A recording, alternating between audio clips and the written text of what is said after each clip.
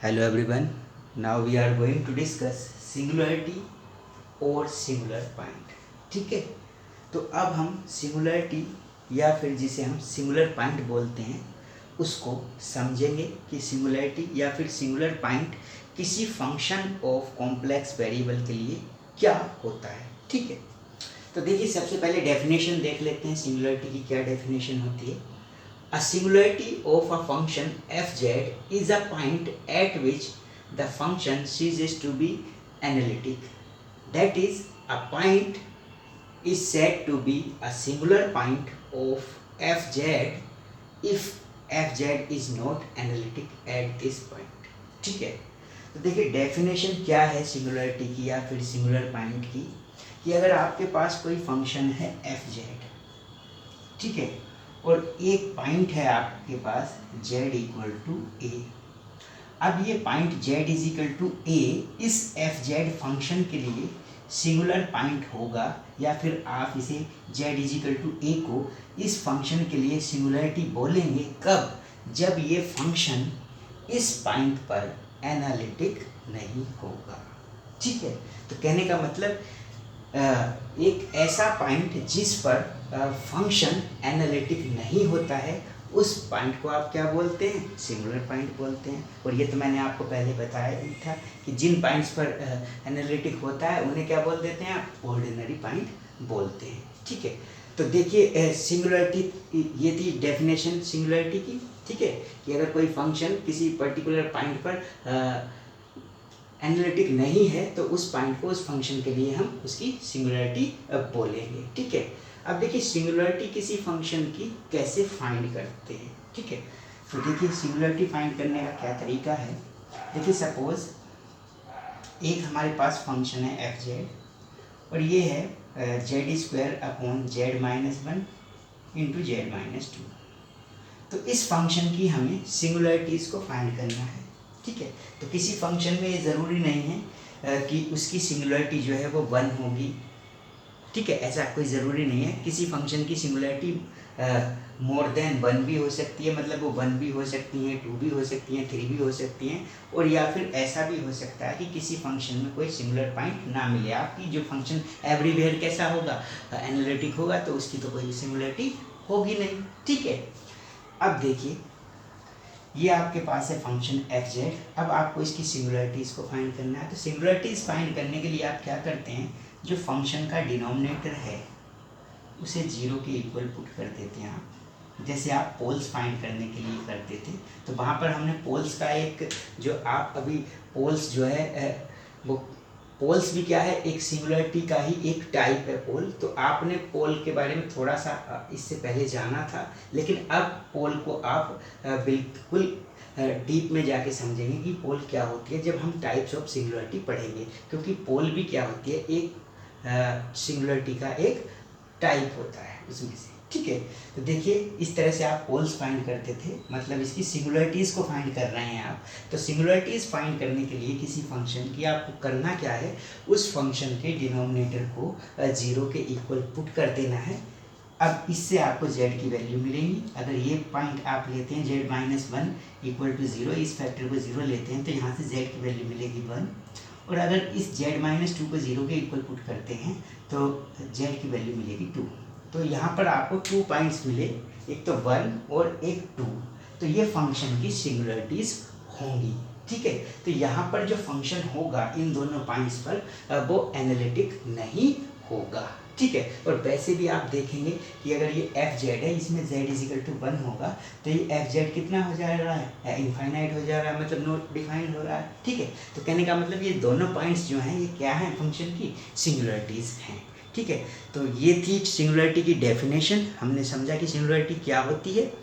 ठीक है, तो सिंगुलरिटी या फिर सिंगुलर पॉइंट क्या होते हैं, जिस पर फंक्शन एनालिटिक नहीं होता है, वो पॉइंट्स होते हैं. ठीक है, उसके बाद हमने सिंगुलरिटी फाइंड कैसे करते हैं. सिंगुलरिटी फाइंड करने के लिए हम फंक्शन के डिनोमिनेटर को ज़ीरो पुट कर देते हैं और उससे हमारी z की वैल्यू आ जाती है, जो वेरिएबल है हमारा z, और उससे जो भी वैल्यूज़ आएंगी, जितनी भी वैल्यूज़ आएंगी वो फंक्शन की सिंगुलरिटीज़ हो जाती हैं. ठीक है, अब हम सिंगुलरिटीज़ का क्लासिफिकेशन करेंगे. ठीक है, कि सिंगुलरिटी कितने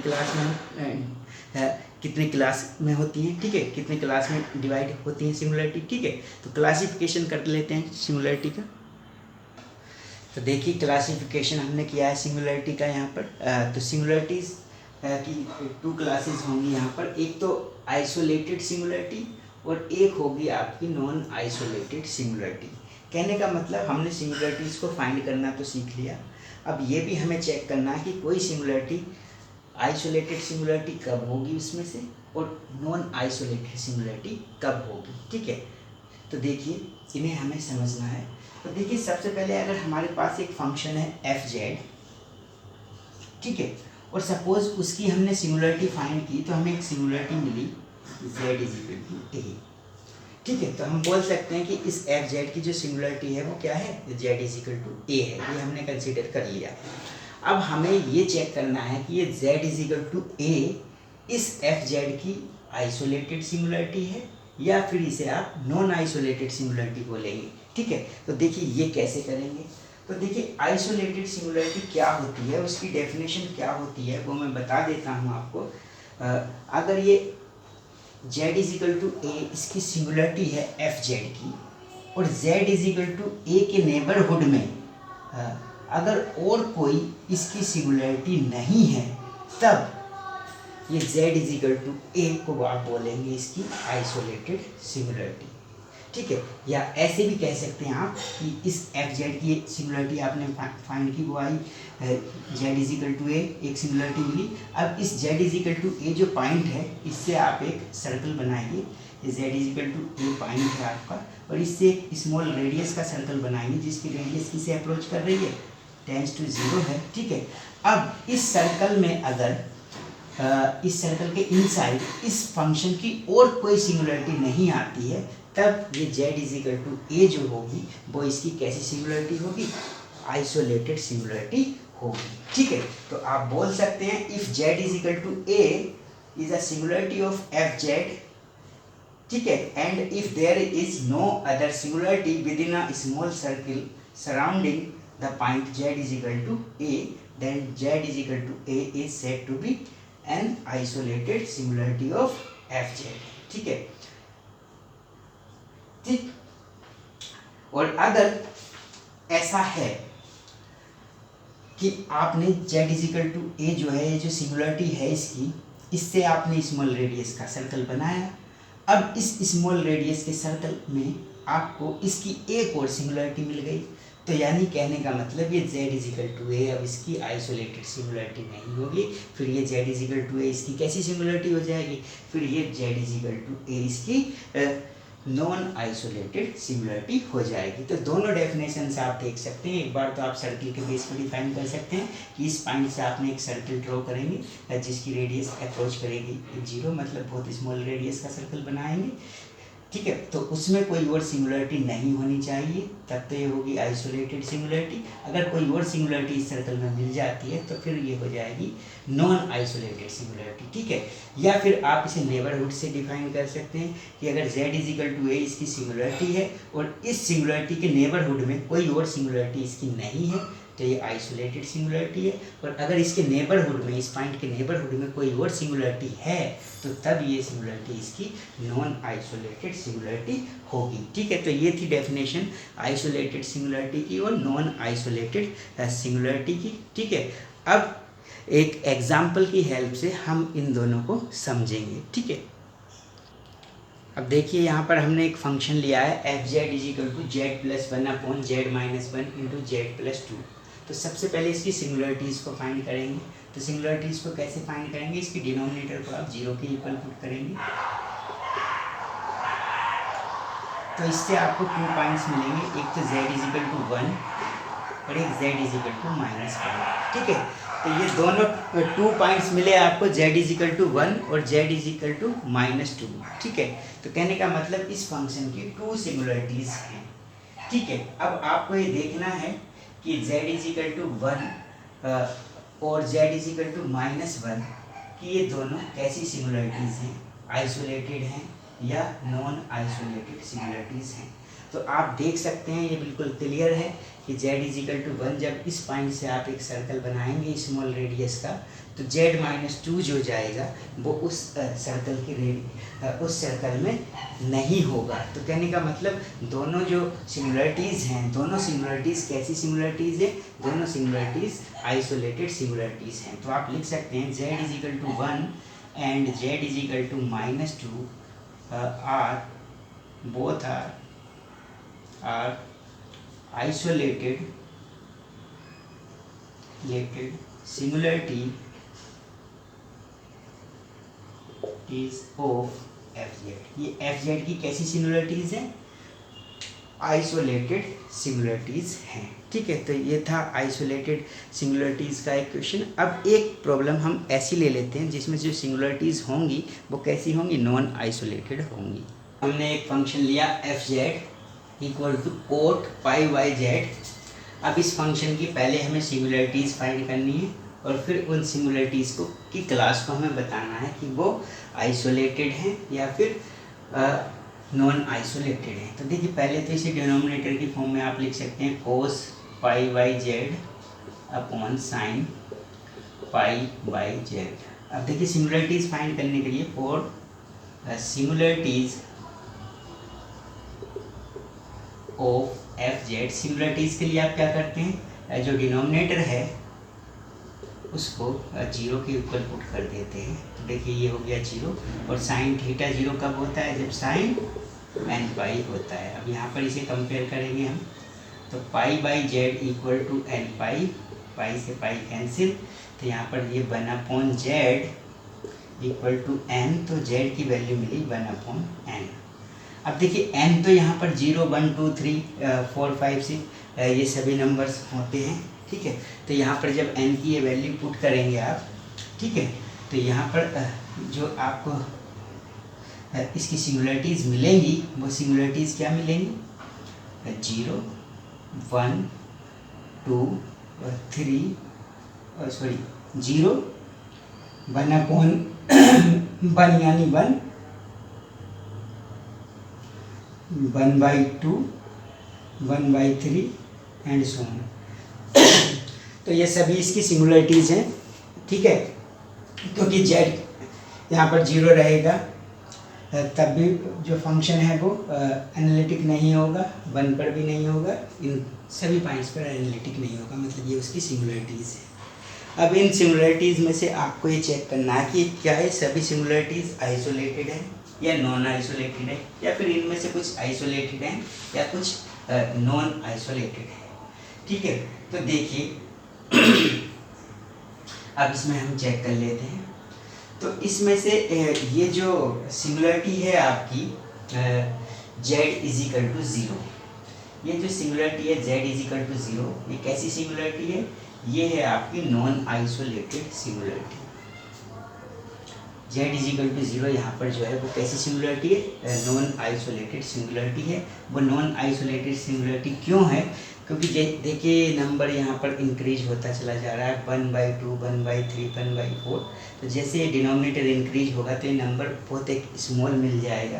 तो वो जो नंबर है वो z=0 जो है ये पॉइंट, इसकी रेडियस के अंदर वो सारे नंबर्स आ जाएंगे। तो कहने का मतलब इसमें जो z=0 है, इस सिंगुलरिटी में और भी फंक्शन की इनफाइनाइट सिंगुलरिटीज़ यहाँ पर मिलेंगी उस सर्कल के अंदर। तो कहने का मतलब z=0 जो होगा वो कैसी सिंगुलरिटी होगा? नॉन आइसोलेटेड सिंगुलरिटी होगा। ठीक है, तो ये था नॉन आइसोलेटेड सिंगुलरिटी का एग्जाम्पल। आइसोलेटेड सिंगुलरिटी का एग्जाम्पल मैं इससे पहले आपको दे ही चुका था। ठीक है, तो इस तरह से हमने सिंगुलरिटी और उसकी दोनों क्लासेस को, आइसोलेटेड और नॉन आइसोलेटेड क्लास को हमने समझा। ठीक है, अब हम सिंगुलरिटीज़ के टाइप्स की बात करेंगे। देखिए अब सिंगुलरिटीज़ के टाइप्स की बात कर लेते हैं। तो there are 3 types of singularity. Number 1 removable singularity, essential number 2 and number 3 pole. ठीक है, तो सिंगुलरिटीज़ जो होती हैं वो 3 टाइप्स की होती हैं। एक सिंगुलरिटीज़ होती है हमारी रिमूवेबल सिंगुलरिटी, एक होती है हमारी एसेंशियल सिंगुलरिटी और एक होती है पोल। ठीक है। तो कहने का मतलब कोई फंक्शन है हमारा एफ जेड और सपोज इसकी एक सिंगुलरिटी है जेड इज इक्वल टू ए, ये पॉइंट है। तो कहने का मतलब इस फंक्शन पर इस पॉइंट पर फंक्शन एनालिटिक नहीं है क्योंकि ये सिंगुलर पॉइंट है उसका। अब हमें ये देखना है कि ये जो जेड इज इक्वल टू ए है ये कौन सी कैटेगरी में आएगा, कि ये रिमूवेबल सिंगुलरिटी होगा, एसेंशियल सिंगुलरिटी होगा, या फिर ये उसकी पोल होगा। ठीक है। तो देखिए वो कैसे हम फाइंड करेंगे कि ये सिंगुलरिटी जो है वो रिमूवेबल है, एसेंशियल है, या फिर वो पोल है। ठीक है।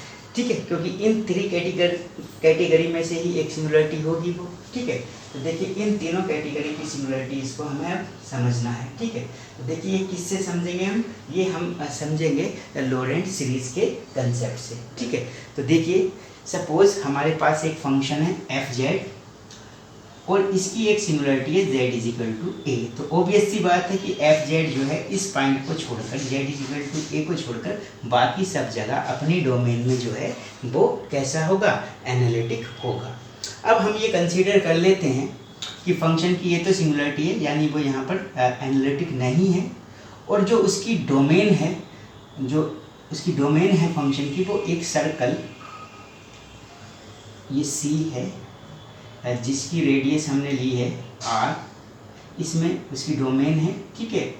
और ये एक पॉइंट है z इज इक्वल टू ए जिसे हमने इस सर्कल का सेंटर लिया है। ठीक है। इस पर फंक्शन जो है वो एफ जेड आपका एनालिटिक नहीं है, बाकी इस पॉइंट को छोड़कर सब जगह फंक्शन आपका कैसा है, एनालिटिक है इसमें, इस ये जो सर्कल है आपका सी। ठीक है। अब z is equal to a point पर आपका जो फंक्शन है वो एनालिटिक नहीं है, तो आप क्या कर सकते हैं, इस z इज इक्वल टू ए को, इस पॉइंट को लेकर इसका मतलब इसे सेंटर लेकर एक स्मॉल रेडियस का सर्कल यहाँ पर ड्रॉ कर सकते हैं, जिसकी रेडियस आप बोल सकते हैं स्मॉल r, ये तो कैपिटल R इसकी रेडियस ले लीजिए आप, ये जो लार्ज सर्कल है, और ये स्मॉल r इसकी सर्कल रेडियस ले लीजिए, और r जो अप्रोच करेगा यहाँ पर वो 0 को करेगा। ठीक है। तो कहने का मतलब इस सर्कल में आपका जो फंक्शन है वो एनालिटिक नहीं है। एनालिटिक किस रीजन में है, वो आपका इस रीजन में, ये जो एनुलर रीजन है। ठीक है। तो इस रीजन में ये जो रिंग शेप्ड रीजन है, तो कहने का मतलब जो फंक्शन एनालिटिक होगा आपका वो कहाँ पर होगा, कंसीडर किया है आपने कि z माइनस ए ग्रेटर देन r, और ये। ठीक है। इसी में तो रीजन, और ये 0 को अप्रोच कर रहा है, तो यहाँ पर आप 0 भी लिख सकते हैं। तो कहने का मतलब इस रीजन को आप इस तरह से इक्वेशन की फॉर्म में भी, ये इस रीजन को हमने इक्वेशन की फॉर्म में लिख दिया। ठीक है। तो कहने का मतलब यहाँ पर है फंक्शन आपका एनालिटिक, जो है रीजन मैंने बताया आपको। ठीक है, एनुलर रीजन। अब इस केस में आप फंक्शन की लॉरेंट सीरीज भी फाइंड कर सकते हैं। तो फंक्शन की लॉरेंट सीरीज क्या होगी, f z is equal to summation n 0 to infinite a n z minus a to the power n plus n varying from 1 to infinite b n z minus a to the power minus n। अब देखिए जब in series को आप open करेंगे तो यहाँ पर तो z की पॉजिटिव पावर्स मिलेंगी, यानी डिनोमिनेटर में z नहीं आएगा। यहाँ पर डिनोमिनेटर में आपको z की टर्म्स मिलेगी, तो उन्हें आप जब डिनोमिनेटर को आप 0 के इक्वल पुट करेंगे तो सिंगुलर पॉइंट भी मिलेंगे। तो यहाँ पर जो आपको z माइनस ए डिनोमिनेटर में मिलेगा, यानी तो कहने का मतलब z इज इक्वल टू ए उसकी सिंगुलरिटी बन जाएगा। ठीक है, जैसा कि यहाँ पर आपने कंसीडर किया ही है। ठीक है। अब ये जो सेकंड टर्म है लॉरेंट सीरीज में, इसमें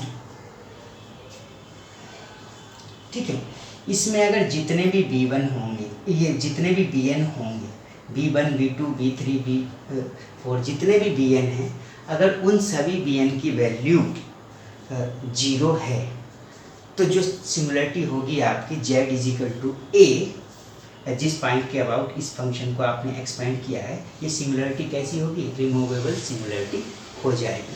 कहने का मतलब अगर आप इस पॉइंट के अबाउट फंक्शन की लॉरेंट सीरीज ले रहे हैं और लॉरेंट सीरीज में जो bn है वो आपको, जितने भी bn है वो कैसे मिल रहे हैं, 0 मिल रहे हैं, तो कहने का मतलब सिंगुलरिटी आपकी कैसी है, रिमूवेबल सिंगुलरिटी है। या इसे दूसरी तरह से आप डिफाइन ऐसे कर सकते हैं, अगर आप फंक्शन की लॉरेंट सीरीज फाइंड किया आपने इस पॉइंट के about, z is equal to a के अबाउट, और इसमें जो नेगेटिव पावर्स हैं आपकी z माइनस ए की, वो नेगेटिव पावर्स नहीं मिल रही हैं आपको, ओनली पॉजिटिव पावर्स मिल रही हैं, नेगेटिव पावर्स नहीं मिल रही हैं, ठीक है। तो उस केस में जो सिंगुलरिटी होगी आपकी वो कैसी सिंगुलरिटी होगी, रिमूवेबल सिंगुलरिटी होगी, ठीक है। तो आप बोल सकते हैं if the number of negative power terms of z minus a in the series of fz about z is equal to a is 0, then z is equal to a is known as removable singularity of fz, ठीक है। तो अगर negative terms की जो power, negative powers की जो term है z minus a की, वो कितनी मिल रही हैं, 0 मिल रही हैं, कोई टर्म नहीं मिल रही, तो सिंगुलरिटी हो जाएगी आपकी रिमूवेबल सिंगुलरिटी। और अगर आप जब इस लॉरेंट सीरीज को ओपन करते हैं तो जो z माइनस ए की नेगेटिव पावर्स को अगर आप काउंट करें कि वो कितनी टर्म्स मिल रही हैं, तो अगर वो इनफाइनाइट टर्म्स मिल रही हैं आपको, ठीक है, तो आपकी singularity z is equal to a क्या हो जाएगी, एसेंशियल सिंगुलरिटी हो जाएगी। और अगर z माइनस ए की नेगेटिव पावर्स की जो टर्म्स हैं, जब आप इस सीरीज को एक्सपेंड करेंगे, फंक्शन को एक्सपेंड करेंगे, ठीक है, तो अगर वो z minus a to the power, z minus a की पावर की जो टर्म्स हैं, जो नेगेटिव पावर्स की टर्म्स हैं z माइनस ए की, वो कैसी मिलती हैं, फाइनाइट मिलती हैं। मतलब आप उन्हें काउंट कर सकते हैं कि नेगेटिव पावर्स की टर्म्स z माइनस ए की कितनी मिली, 3 मिली, 4 मिली, 5 मिली, 100 मिली, मतलब अगर उन्हें आप काउंट कर सकते हैं तो कहने का मतलब वो फाइनाइट हैं। तो जो आपकी सिंगुलरिटी होगी z इज इक्वल टू ए, वो कैसी सिंगुलरिटी होगी, वो एक पोल बोलेंगे आप उसे, ठीक है। तो आपको पता चल गया सिंगुलरिटीज़ के 3 टाइप्स होते हैं। पहला टाइप होता है रिमूवेबल सिंगुलरिटी।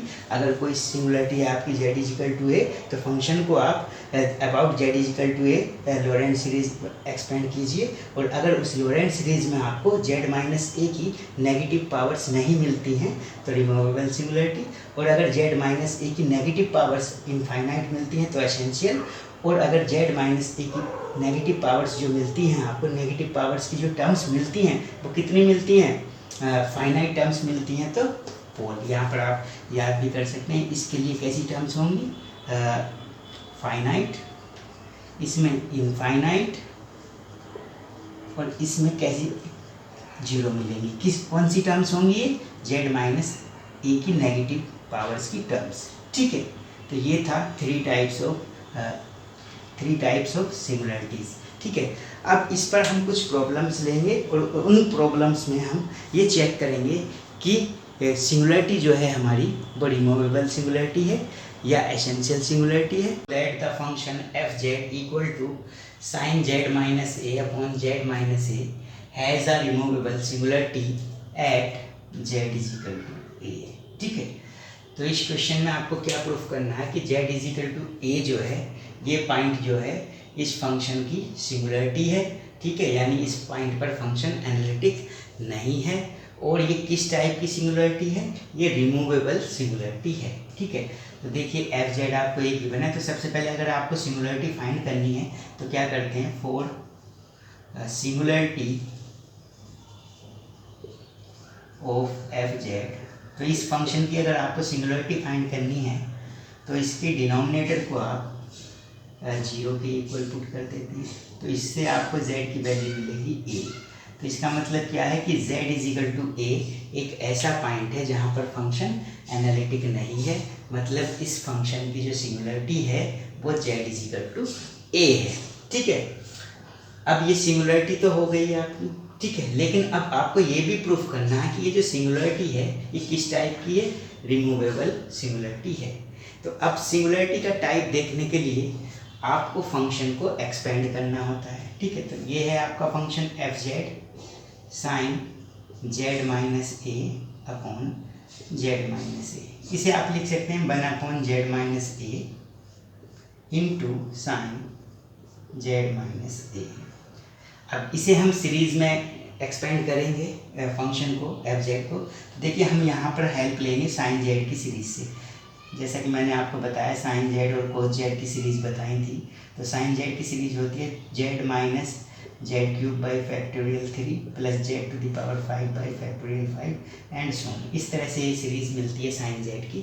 तो यहाँ पर देखिए जेड का जो वर्क कर रहा है वो कौन कर रहा है, जेड माइनस ए कर रहा है। तो यहाँ पर जेड माइनस ए हो जाएगा और इसकी सीरीज आप एक्सपेंड कर लेंगे। ठीक है, तो देखिए एफ जेड आएगा आपका 1/z माइनस ए, तो ये हो जाएगी इसकी series z minus a cube upon factorial 3 plus z minus a to the power 5 upon factorial 5 and so on. इस तरह से सीरीज आपकी चलती रहेगी। ठीक है, अब देखिए 1/z माइनस ए से इसमें मल्टीप्लाई कर दीजिए इसकी सभी टर्म्स में, तो यहाँ पर जब मल्टीप्लाई होगी तो ये कैंसिल हो जाएगा, यहाँ पर 1 बचेगा, यहाँ पर इसकी पावर 3 है, यहाँ पर 1 पावर है, तो यहाँ पर 2 पावर इसकी बचेंगी। यहाँ पर z minus a to the power 5 है, तो 1 पावर ये है, तो 4 पावर यहाँ पर आपको मिलेंगी। ठीक है, तो इस तरह से फंक्शन की सीरीज आ जाएगी। ठीक है, तो फंक्शन की आपने सीरीज फाइंड कर ली है। अब इस सीरीज के बिहार पर आप बताएंगे कि ये जो सिंगुलरिटी है z इजिकल टू ए, ये किस टाइप की सिंगुलरिटी है। ठीक है, तो इस सिंगुलरिटी को आपको चेक करना है z इजिकल टू ए को, यानी आपको किसकी पावर देखनी है, ए को इस साइड कर लीजिए, z माइनस ए की पावर देखनी है कि इस सीरीज में z माइनस ए की नेगेटिव पावर्स कितनी हैं। ठीक है, तो देखिए सीरीज को अगर आप देखें तो यहाँ z माइनस ए की पावर 2 है और ये भी प्लस की है, यहाँ z माइनस ए की पावर 4 है, ये भी प्लस की है, और आगे भी जितनी पावर्स आएंगी वो सब प्लस की आएंगी। तो कहने का मतलब z माइनस ए की सभी पावर्स यहाँ पर पॉजिटिव पावर्स हैं। ठीक है, जितनी भी टर्म्स हैं। ठीक है, तो कहने का मतलब नेगेटिव पावर्स की कोई भी टर्म नहीं है सीरीज के अंदर, किसकी, z माइनस ए की नेगेटिव पावर्स की कोई टर्म नहीं है। तो अगर z माइनस ए जो ये है इसकी नेगेटिव पावर्स की जो टर्म्स होती हैं वो 0 होती है, मतलब वो नहीं होती हैं, तब जो सिंगुलरिटी होती है वो कैसी होती है, रिमूवेबल सिंगुलरिटी होती है। तो आप लिख सकते हैं the number of negative powers terms of z minus A is 0, कि नेगेटिव पावर्स की जो टर्म है z माइनस ए की वो कितनी है, 0 है। इसका मतलब z is equal to a is a removable singularity of f z. ठीक है, तो ये कैसी सिंगुलरिटी है, रिमूवेबल सिंगुलरिटी है। ठीक है, तो इस तरह से आपने प्रूफ किया कि z इजिकल टू ए जो है वो फंक्शन की रिमूवेबल सिंगुलरिटी है। ठीक है, अब इस पे एक और प्रॉब्लम ले लेते हैं।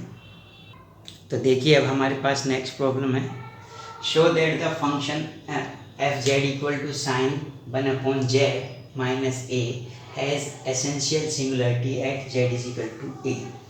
तो आपको ये प्रूफ करना है कि z इजिकल टू ए जो है इस फंक्शन की एसेंशियल सिंगुलरिटी है। ठीक है, तो वैसे भी आप देखेंगे कि z इजिकल टू ए पर यहाँ पर ये 1/0 बन जा रहा है। ठीक है, तो यानी ये इसका सिंगुलर पॉइंट है, तो ये तो आपको प्रूफ करना ही नहीं है कि ये सिंगुलर पॉइंट है, वो तो गिवन है। बस आपको ये प्रूफ करना है कि ये जो सिंगुलरिटी है किस टाइप की सिंगुलरिटी है, एसेंशियल सिंगुलरिटी है। ठीक है, देखिए कैसे प्रूफ करेंगे। एफ जेड आपका गिवन है sign of 1/z minus a. अब आपको चेक करना है कि z इजिकल टू ए इसकी कैसी सिंगुलरिटी है, किस टाइप की सिंगुलरिटी है। तो उस केस में आपको साइन की सीरीज ओपन करनी पड़ेगी, यहाँ पर मतलब फंक्शन को सीरीज में एक्सपेंड करना पड़ेगा।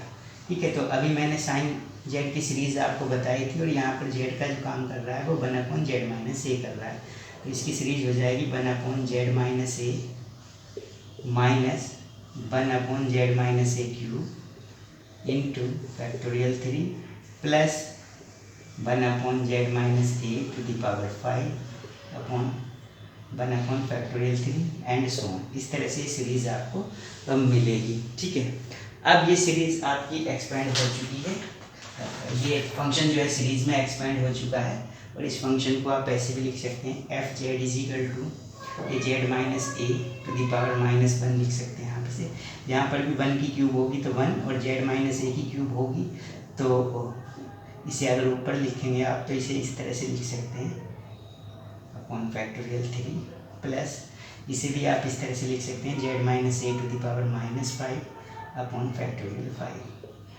अब हमें चेक करना है z is equal to a कैसी सिंगुलरिटी है, यानी हमें किसकी पावर्स को देखना है, z माइनस ए की पावर्स को देखना है एक्सपेंशन में फंक्शन की।